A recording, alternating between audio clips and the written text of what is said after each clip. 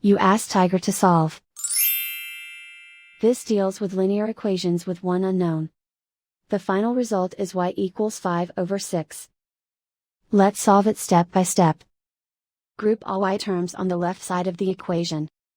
Subtract 8y from both sides. Group like terms. Simplify the arithmetic.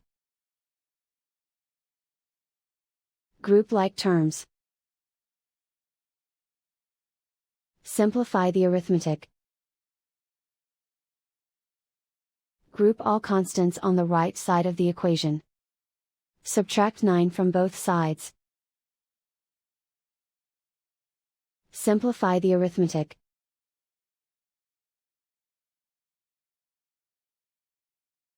Isolate the y. Divide both sides by -6. Cancel out the negatives. Simplify the fraction.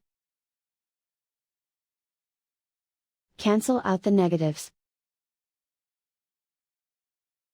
And so the final result is y equals 5/6.